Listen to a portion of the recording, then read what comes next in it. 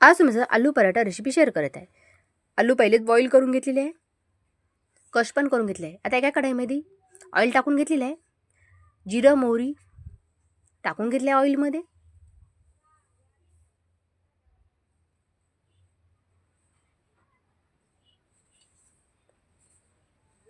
मी कांदा वगैरे पहिलेच बारीक कट करून घेतलेला आहे। त्यानंतर आपण कांदा घालून घेऊ ऑइलमध्ये।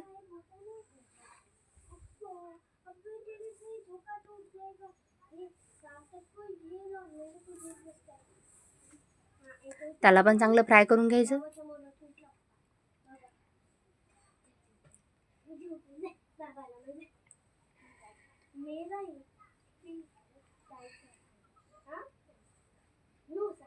चांगला फ्राय होऊ द्यायचा कांद्याला थोडंसं।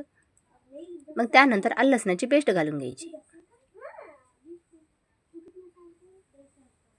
आलं लसणाची पेस्ट घातलं त्याला पण चांगलं फ्राय करून घ्यायचं।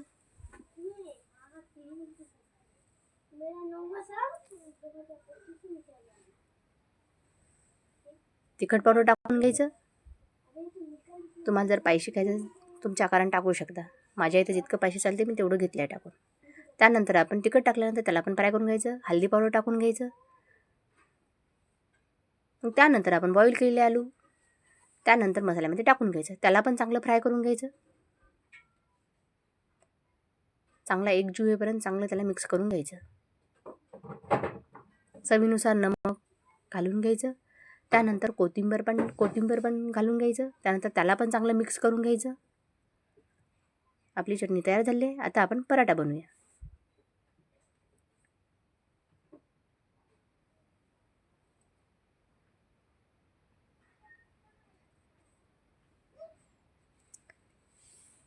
हलक्या हातानं हे करायचं, लाटून घ्यायचं पराठा।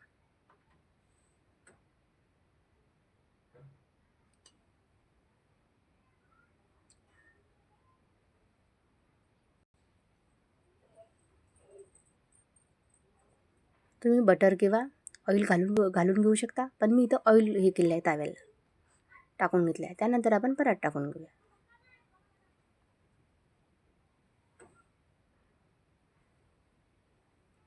तुम्ही घरी पण एक वेळा नक्की ट्राय करून पहा।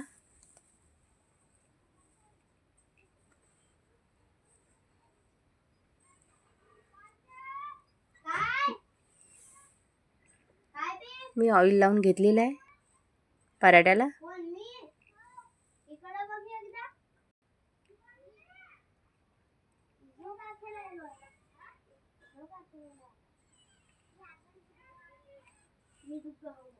पहा आपले किती छान पराठे वाटत आहे।